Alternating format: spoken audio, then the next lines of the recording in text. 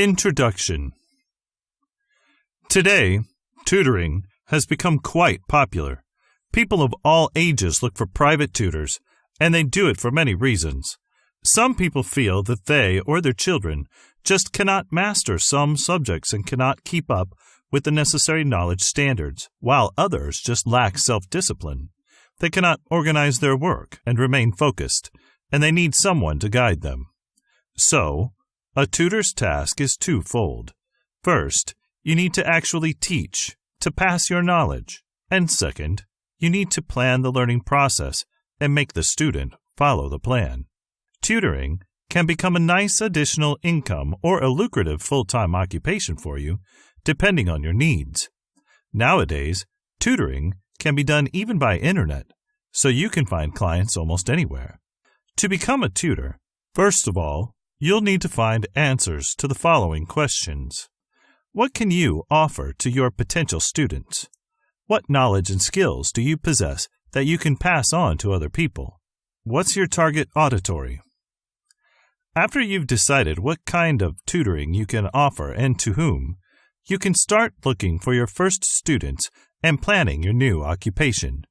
This ebook contains some useful tips and advice, which will be useful both to you and experienced tutors alike.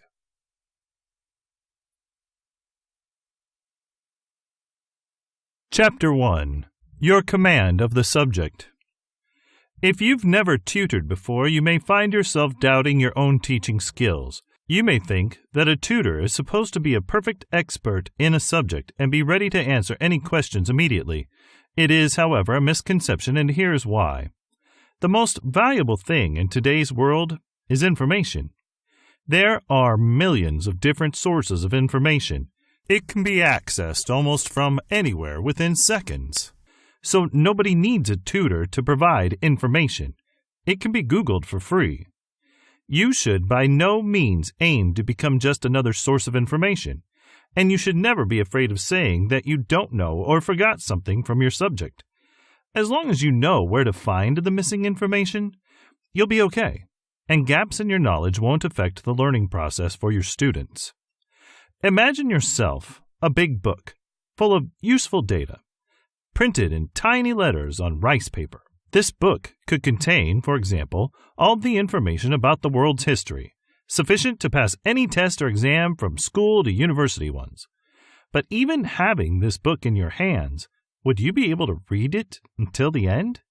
Understand all the information in it? And then apply your new knowledge? Chances are that you'd fall asleep on the third page and you'd never look at this book again in your life. The main ability a tutor must have is the ability to pass the knowledge, to explain, to make the learner see what remained obscure before.